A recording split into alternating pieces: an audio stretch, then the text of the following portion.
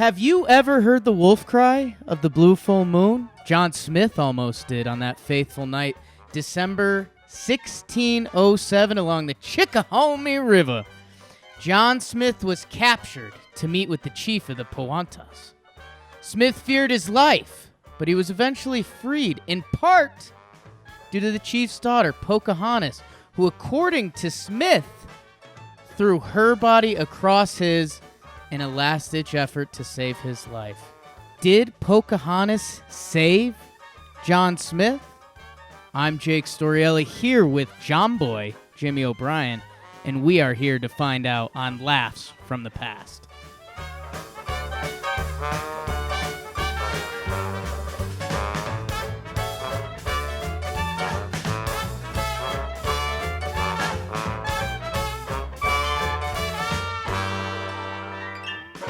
How's that song go?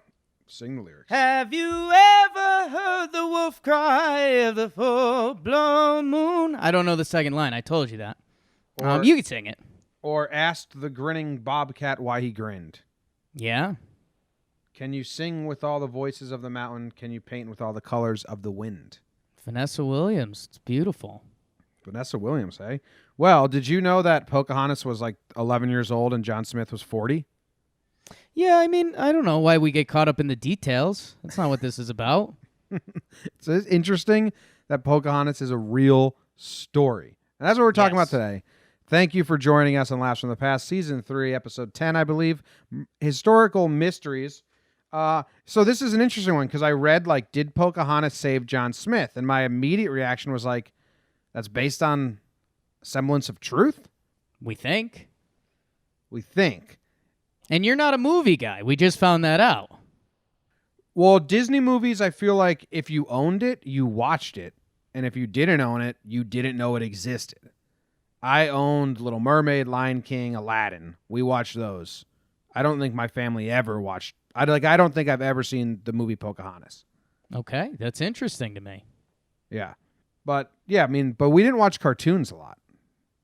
We were much more... Right, I mean, these movies and cartoons are almost different words. But you have your VHS collection as kids. Right. And, me and my sisters pick out movies. It was always real people.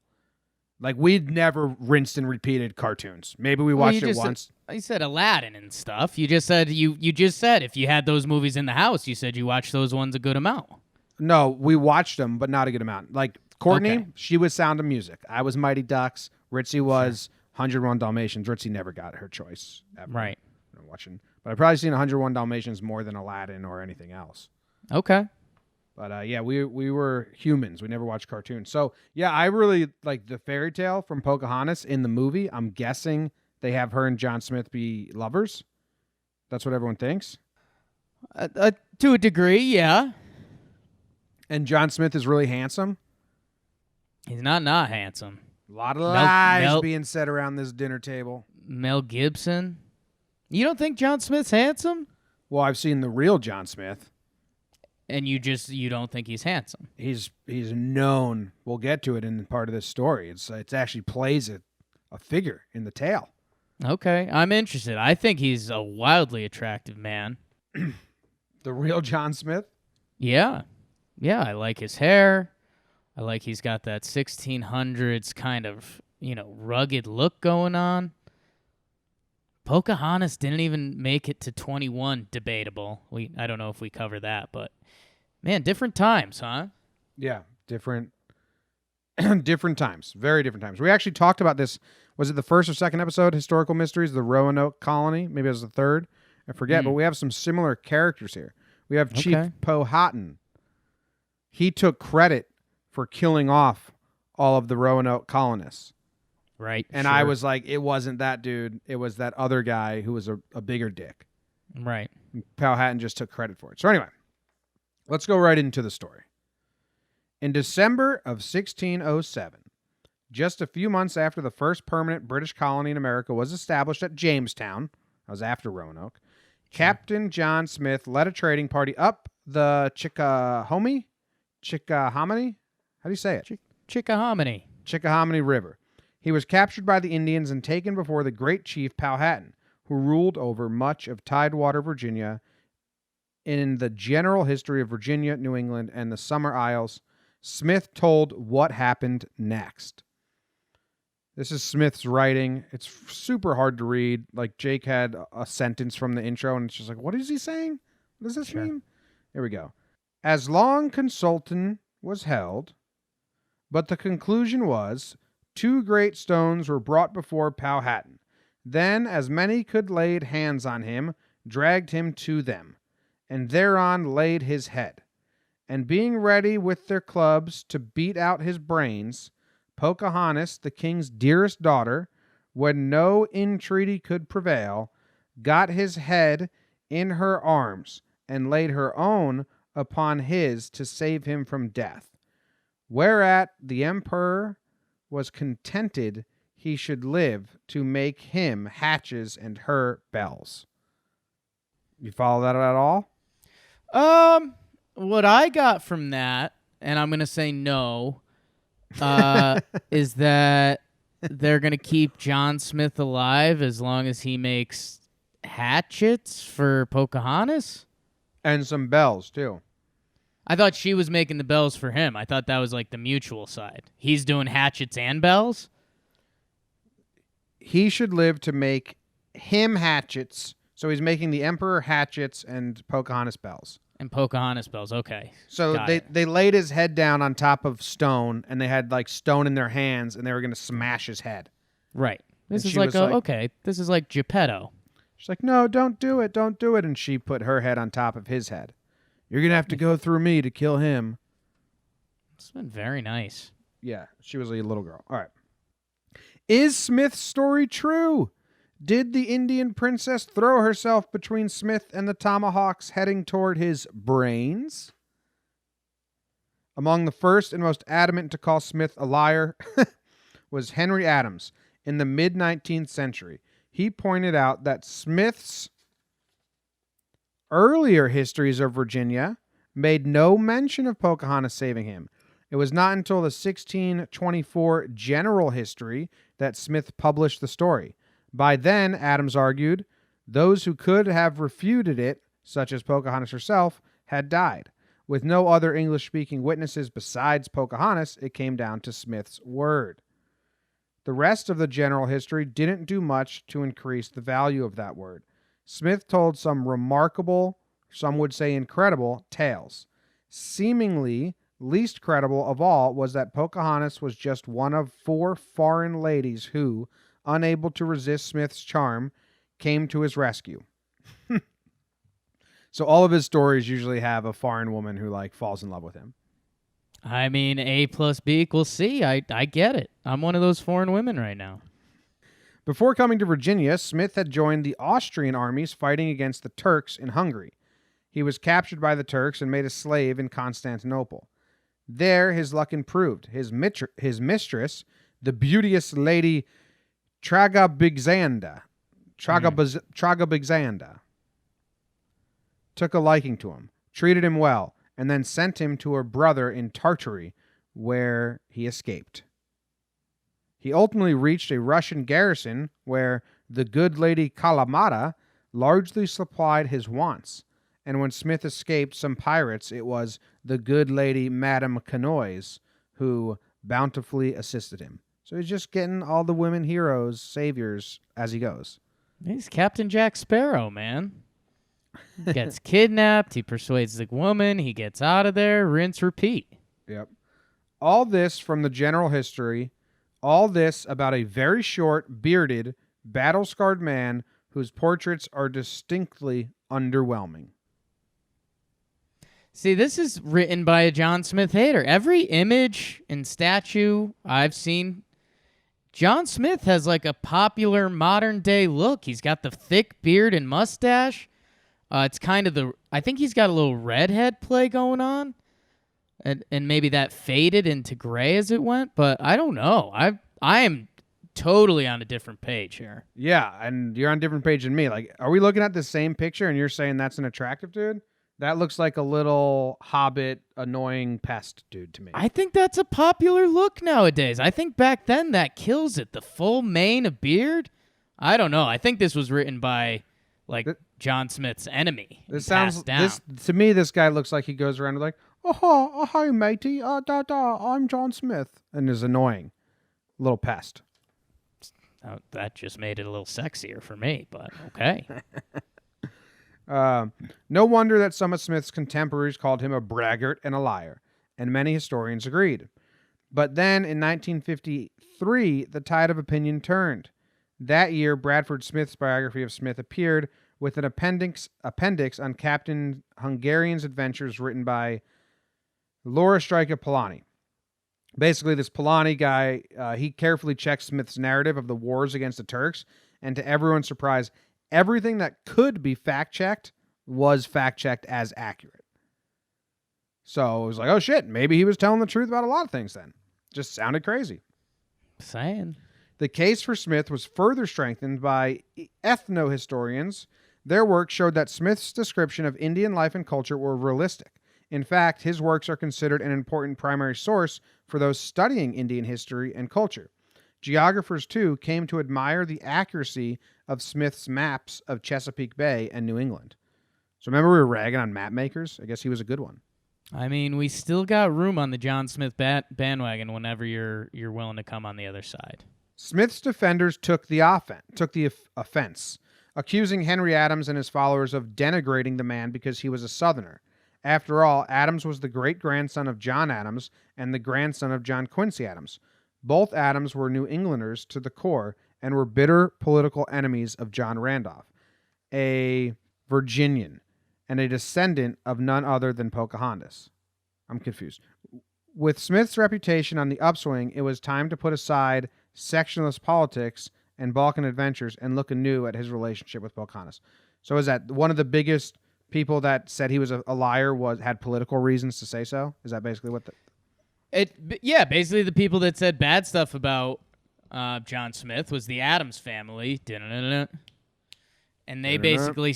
Yeah, it's politics. It's 1600 politics. So all that fodder of him telling lies and not being handsome, I mean, it's exactly what goes on nowadays. I don't think he's handsome, but I do believe him now. I mean, the fact they say everything that could be fact-checked was correct, that's huge. That's a huge win Checked for out. John Smith. Yeah, huge win. But there is a theory coming up that I love. Okay. Let's see when we get there. The strongest case against the Pocahontas rescue story remained that Smith never published it until 1624. He left it out of his 1612 work, A Map of Virginia, and was fairly easy to explain that he left it out of his 1612 work, A Map of Virginia, was fairly easy to explain. That dealt mostly with geography and ethnology. There it is. Geography and ethnology. I don't know what ethnology is, but of the ethnicity of a place and the people, I guess. Study of ethnicities? I don't know. Yeah. And not with Smith's own explorations and adventures. So boom, another point for Smith. Why would I write about Pocahontas? This is just about the land and the people. It's a map. This is a map, buddy. I'm not going to write about my love life in the map. But why was the story nowhere to be found in Smith's 1608 work, A True Relation? Listen to the fucking title of this book, Jake. A True Relation of Such Occurrences and Accidents of Note as Hath Happened in Virginia. That's good. Don't judge a book by its title, but impossible not to when the title is A True Relation of Such Occurrences and Accidents of Note as Hath Happened in Virginia, ? So basically this is, he's telling the story of half-truths that have happened in Virginia?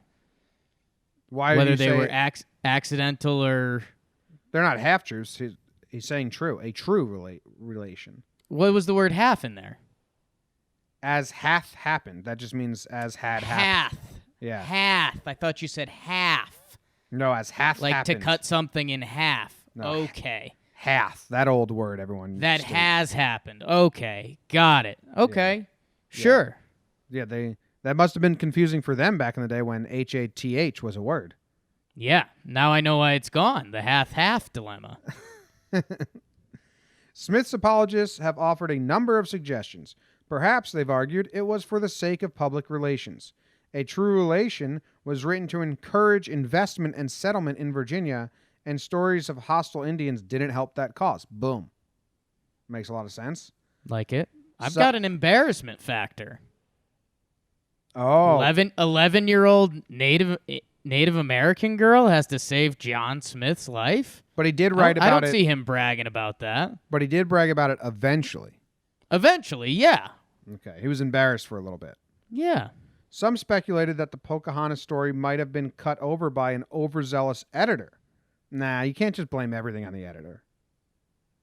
Yeah, I don't hate it, but I'm not, yeah. An editor's not, it's a great story. You were about to die and a girl saved you. Like, no editor's cutting that out of a book.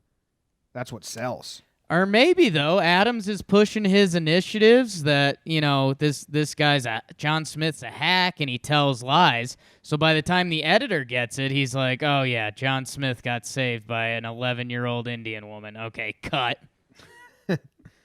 But Smith's detractors were quick to point out that in the book contained plenty of stories about Indians attacking Jamestown settlers, with endings much bloodier and unhappier than the Pocahontas story. Checkmate. It's a good call. That's a good retort. So the pro-Smith, pro-truth of the story faction presented a variety of other arguments. In 1608, they said Smith respected Powhatan. In 1609, he learned of Powhatan's role in the killing of the Roanoke colonists, and his later works therefore portrayed the chief as much more bloodthirsty. Smith's supporters even used his reputation as a braggart to defend him, arguing that he might have left out the Pocahontas story simply because he was embarrassed that he needed an Indian princess and an 11-year-old at that to save him. Wow, Jake, are you one of those people? Maybe. Need to know more. Smith supporter. I think you're lumped in there. They also noted that the general history was no longer a book with lots of details and stories that weren't in the earlier books. So his third book was like, and these are the stories that I didn't get to write in the first two. Exactly. Yeah. All right. So we're on Smith's side. Perhaps Smith left out the Pocahontas story from his earlier works for no particular reason at all.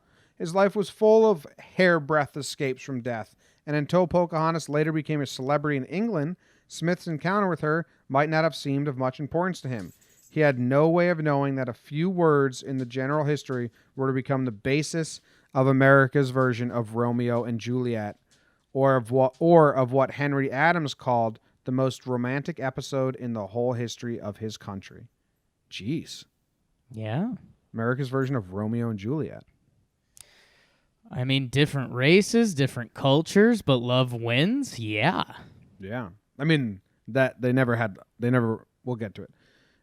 I don't think they were ever in love because she was 11, he was 40 again.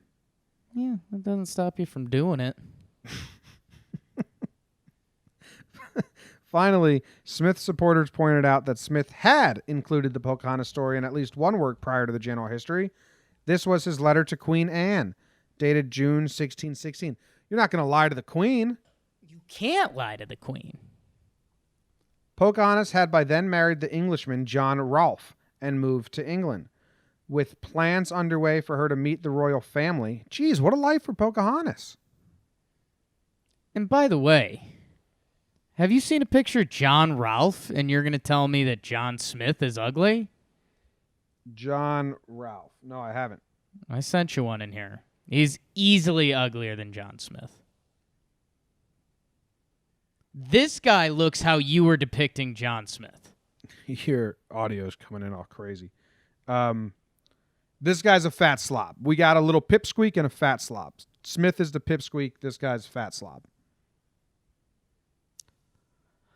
I don't know, man. I don't have Rolfe as a fatty. I just have him as like a kind of gross. I don't like his nose goatee combo. I'm Smith over Rolfe.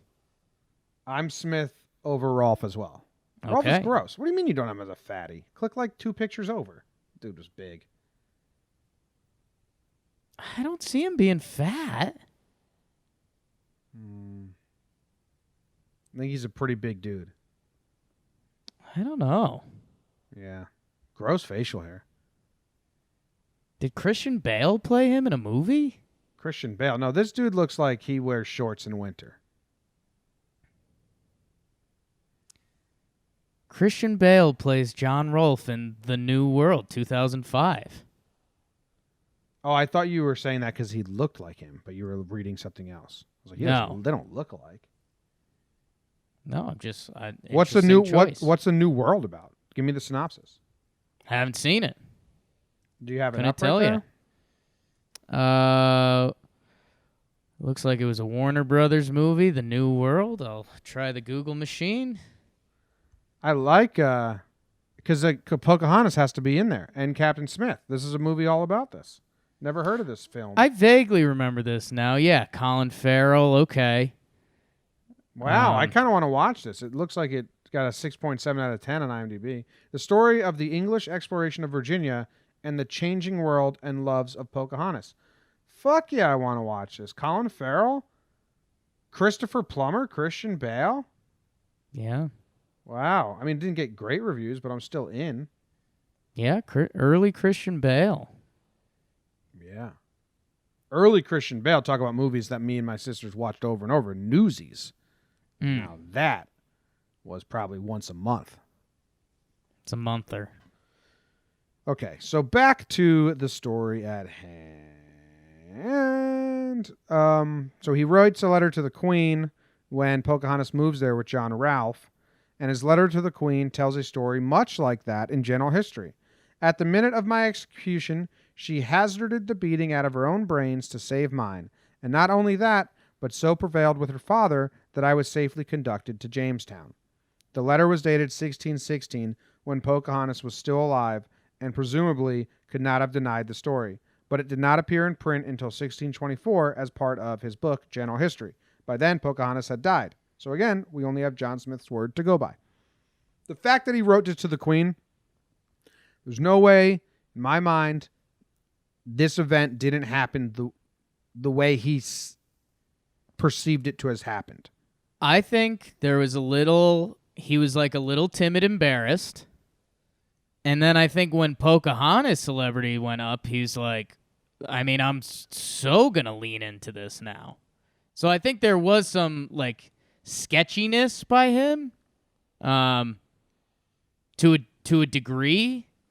And then he definitely, when he became more open with the story, I don't want to say it was a cash grab, but it was like a PR move. Yeah. Now here's the theory I love coming up. We only have one paragraph left or two paragraphs left, so I like this. Perhaps the best way to determine the truth of Smith's story is to ask simply, does it make sense? Some of the legend that surrounded it makes no sense at all and can be summarily dismissed. For one thing, it is absolutely certain there was never a love affair between John Smith and Pocahontas. In 1607, Pocahontas was 11 years old. John Smith was 27, so I was wrong with the 40. He was only 27. She may have 11 and 27, yeah. She may have had a crush on him, but it was no more than that. It was John Rolfe, not John Smith, whom she married in 1614. If there was any sort of special relationship between Smith and Pocahontas, and according to the general history, she did come to his aid and the colonies a number of other times, it was not a romantic one, nor did Smith ever claim otherwise. So he never said they were in love or had a romantic relationship at all. He just said, she saved me once. This little girl saved me. Yeah. I mean, the John Rolfe thing is sticking out to me because, I don't know, like we all know guys that are like, oh, yeah, he always dates blondes. He always dates brunettes. People can have types, and I don't know. Pocahontas ending up with John Rolfe tells me there was a chance. She was 18. She was 18 then. Right. I don't know. You know, people grow up differently. Girls mature younger than boys. She may have had a crush on him, but he never said anything about a romantic relationship. So now you're coming on to the John Smith as a noble, great man side. I think he's won me over as that already. Okay. But I don't think he's attractive. Smith said she was spared to make him hatches and her bells. Right. Powhatan had no shortage of hatchets. I keep saying hatches, but it's hatchets. Yeah. I got that one. Powhatan has no shortage of hatchets or bells. He knew very well that Smith was a leader of the English and worth a lot more than a few hatchets or bells. Nor is there any reason to believe a powerful warrior in chief would be swayed because of his daughter's plea. I agree with all that. This is where the theory comes in that I love, Jake, here. Okay. But this does not mean Smith was a liar. Most likely the incident did take place much as Smith described it, but he misunderstood what was going on. Okay. Interested. According to Smith's account, Indians prepared to beat his brains out by feeding him extravagantly and parading him before the various tribes. Right before they would kill him, one Indian woman brought him water to wash his hands, and another brought feathers to dry them. That sounds miserable, drying your hand with feathers. Yeah, you got to get the right feathers. Yeah. All this sounds like a carefully orchestrated ceremony. In all likelihood, the rescue of Smith by Pocahontas was also part of this ceremony. The rescue was part of a traditional ritual of death and rebirth that accompanied adoption into an Indian tribe. Recently, the archaeologist and historian Ivor Noel Hume argued that it was not a traditional ritual, but a conscious effort on Powhatan's part to try and turn Smith into an ally. To have executed Smith, Hume wrote, would have been to bring down on Powhatan the wrath of the English. And Smith had made clear there were plenty more Englishmen across the water. Better to stage a ceremony that might leave Smith both intimidated and grateful. Smith, of course, understood none of this. He was indeed intimidated by Powhatan and grateful to Pocahontas, and who can blame him? I love that theory. I'm all in on it, actually. Interesting. There's a lot of moving parts there. So do you think they want to kill John Smith? No. Like, okay, not in their heart of hearts at all. They don't care. Never was their plan. Okay. But they want John Smith scared a little bit. Oh, yeah. And appreciative that they didn't kill him. Appreciative they didn't kill him, and impressed by their overall power. And morality. And to keep it as an alliance. A lot of moving parts. I see it. This guy's here. He's got all the British.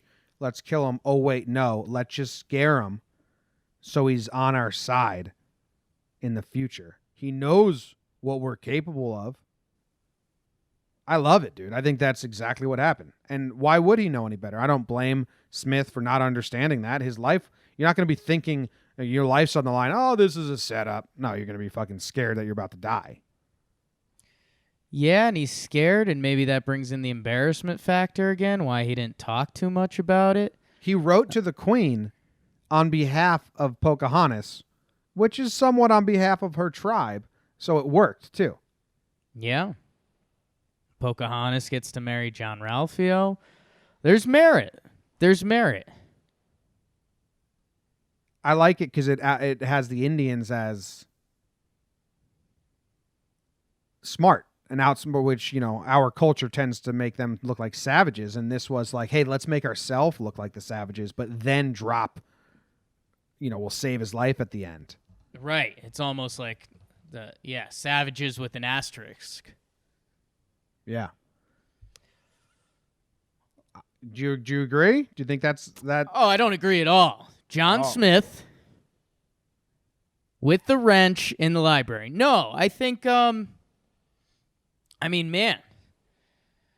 just think John Smith is this Jack Sparrow world traveler that this was like a blip on his radar. And he's like, oh, yeah, Pocahontas did save my life. That was wild. I totally forgot about that. I don't know if you forget you write the Queen. Again, it was like a delayed steal. So do you think they wanted to kill him and she actually saved his life? I think they wanted to kill it. This is the same guy who took credit for killing that whole English colony or whatever. Powhatan did. Yeah. Yeah. Well, he supposedly did kill him. And that'd be a big change of heart in Powhatan's lifetime to claiming and possibly of killing all the early settlers to John Smith coming in and being like, let's do something a little trickier this time. You know? Yeah. I mean, bringing him water to wash his hands and feathers to dry him before like brutally bashing his brains in. I'm in on it. This was staged, man. That's how you turn someone. Well, Stockholm syndrome. You scare them to death, and then immediately you save their life. You become their best friend by using a cute little girl. It's hostage taking 101. It's beautiful. If Powhatan has some stock in Disney, I'd be like, absolutely. I'd be like, whoa, that's playing the long game. I don't know. I see it. The Powhatan connection is tough for me. Powhatan? Why? Powhatan. That he totally just changed up his game. He went from killer of everyone to let's have some fun with Mr. Smith, shall we? Well, you got to remember from our episode of the Roanoke, those colonists were left there alone, right, with no weapons or anything. So they were easy prey.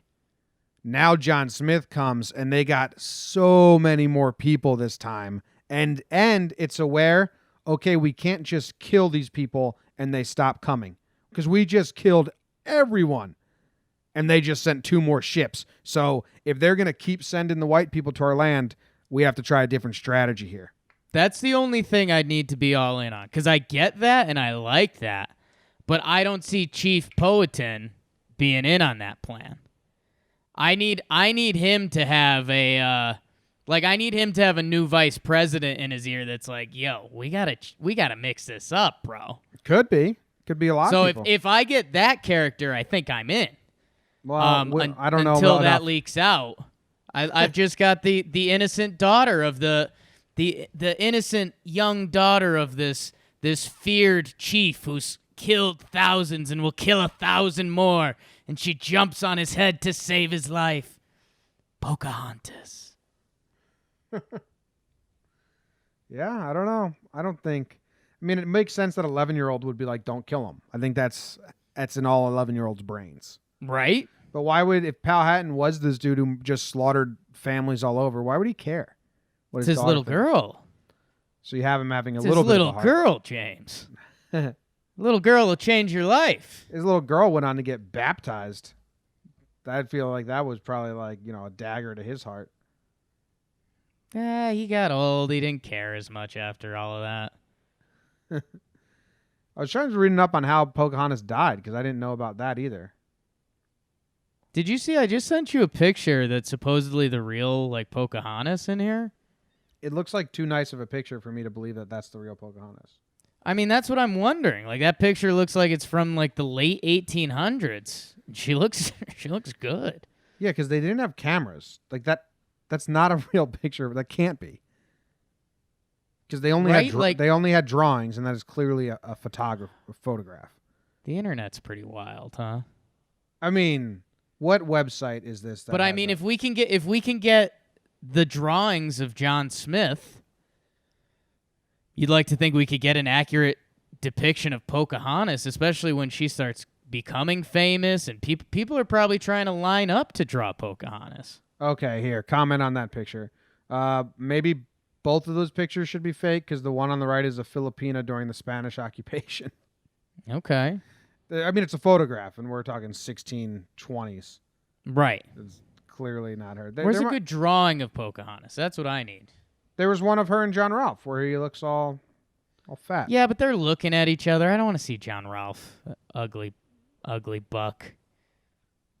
He was there for her last words.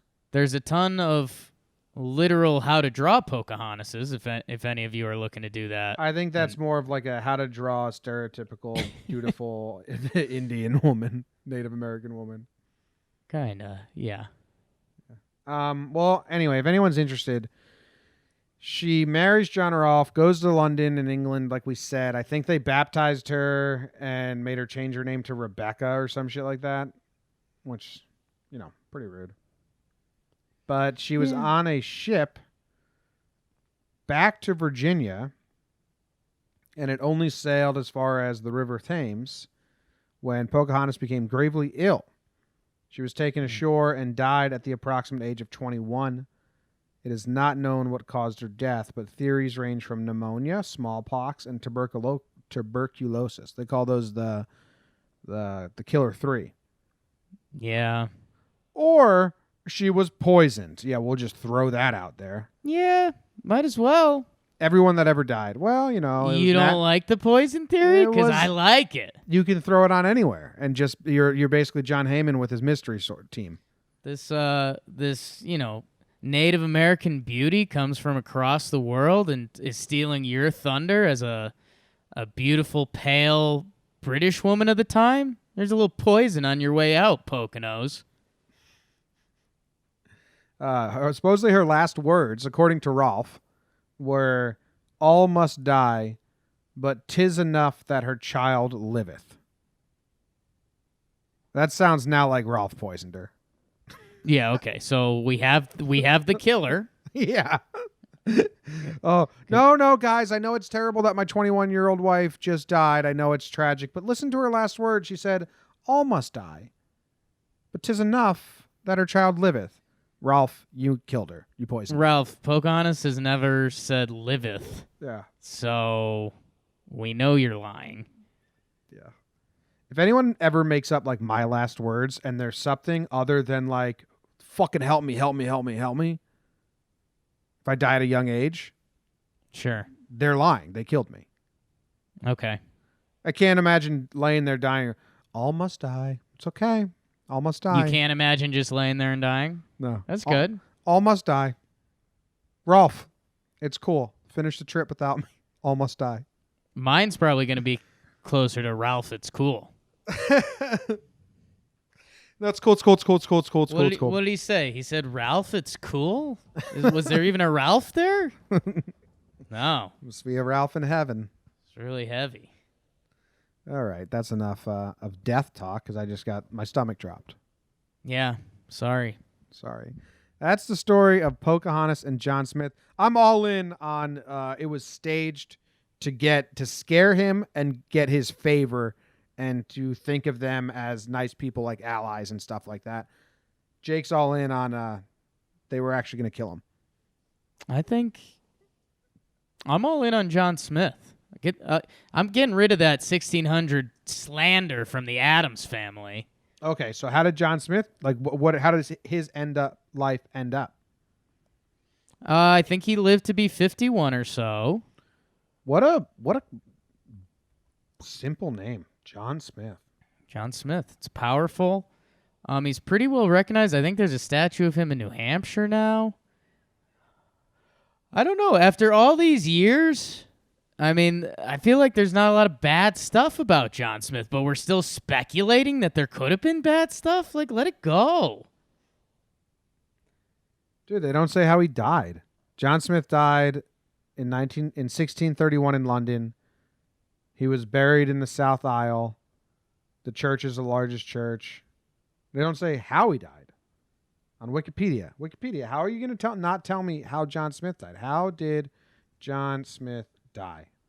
I feel like, 51 years of age in the 1600s. I think that's dying of old age. This says that he was severely injured by an accidental gunpowder explosion in his canoe, which decided his fate for him. He sailed to England for treatment in mid-October. He never returned to Virginia. We've all been there. So the old canoe explosion did him in. Gunpowder in the canoe. That is rule numero uno, my friend. Don't put the gunpowder in the canoe. Everyone knows this. Man. Canoes are All right. decent times if you're just getting drunk out on a canoe with some fireworks. Some gunpowder? Yeah. Yeah. Wow.